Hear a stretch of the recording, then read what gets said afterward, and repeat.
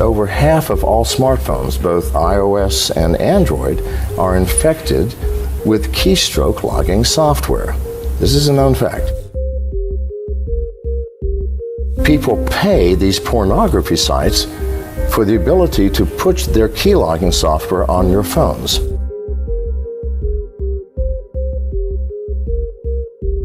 How do you think they make their money? It costs millions of dollars to maintain these massive databases and have the bandwidth to disperse this pornography, and yet you don't pay? Yes, you're paying. While you are watching your phone is watching you. This is just a fact of life. The operating system is designed specifically to watch you, listen to you, find out where you are in order to help you. It needs to know who your friends are. It needs to know what you're saying in your text messages. It needs to listen to you sometimes. And so you're looking at your phone and you have all of these facilities, but it is the world's greatest spy device, designed as a spy device. Now, there's nothing wrong with that as long as the person spying on you is spying on you for benign reasons, meaning maybe they just want to sell you something. I can choose to say no. But hackers use those same facilities. They are built into the operating system. So if a hacker gets access to those facilities, they may choose to empty my bank account without my permission or knowledge, or to steal my identity, or to start charging things on my credit cards, or if I have a Bitcoin wallet or an Ethereum wallet, they can empty my wallets. This is the facts. This is not science fiction. This is not me being paranoid. The antivirus paradigm is no longer functional. It doesn't work. I said this 10 years ago, and I'm the person who invented it. So people should listen. I mean, if I invented it and I built the first antivirus company, viruses are not the problem. By the time hackers have planted malware in your system, it's way too late.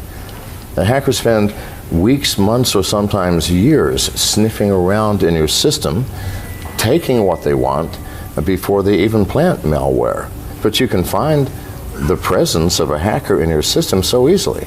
Every hacker has to go through certain steps in order to break into any system and do damage.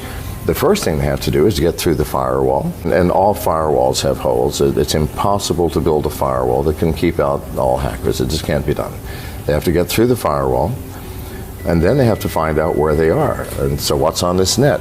So they sniff every device on the network. You have people, I mean, I've even heard people at Google say that if you have nothing to hide, you have nothing to fear. Well, I've never heard anything crazier. It's insane to say if you have nothing to hide, you have nothing to fear. We are humans. We are living in an imperfect world.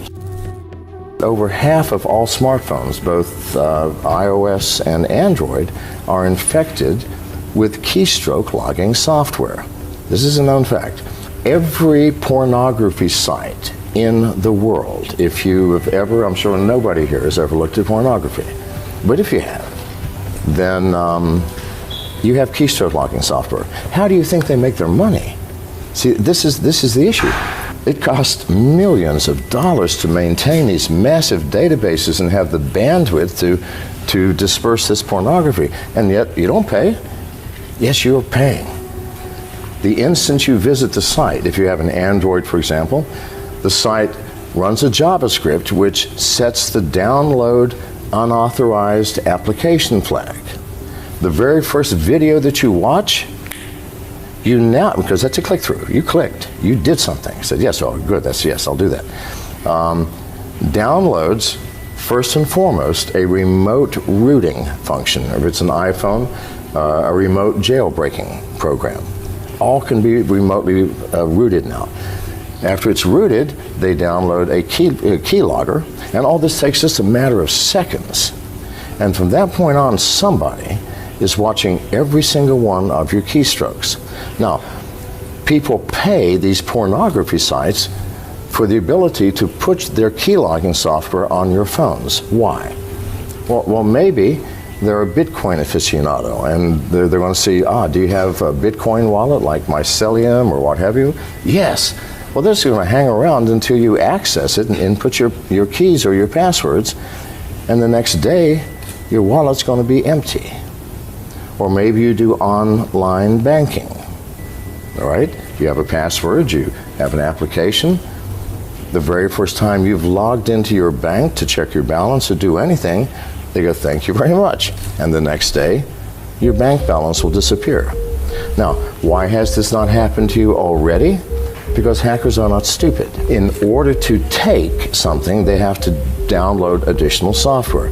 If they only take 400 or 500 people's bank accounts in one day, then the next day, the white hat hackers are going to say, this is how they did it. Everybody, you can protect yourself. No, they're going to wait until one day this year or next year, and 100 million people in one day are going to have your bank accounts eradicated. Zero balance, or your identity will be stolen, or your Bitcoin wallet will be emptied. Or maybe they've been watching your keystrokes to see if, maybe you're saying something to a friend or a lover that maybe could compromise you. Maybe they can blackmail you. If they get lucky, you might be a United States congressman or a senator, in which case, now not only do they have money, they have power. And the Russian cyber mafia and the Chinese cyber mafia are so powerful, they pay literally hundreds of millions of dollars to these pornography sites to allow them to access your smartphone so that at some point they can utilize that. Now, you said, how secure are they? Well, they're not. They're not. Neither the alt currency wallets nor anything else in the cloud. Because what is the cloud? We haven't thought this through, people. The cloud is a place where I'm going to store data. I don't know what computer it's on or even what country it's in. I don't know who is managing it and monitoring it and controlling it. I don't know what type of security facilities you have. I know nothing. And I'm willing to put my valuable data there? No. Why would we do that? Now, if it's something I don't care about, that if you steal it, I don't care. It's a list of books I read. I'll just recreate it from the web.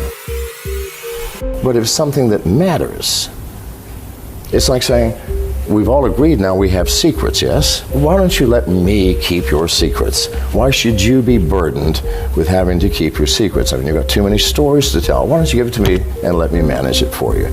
Isn't that crazy? And that's what we're doing with our, quote, secret data. That is data we don't want to have stolen from us or taken or accessed.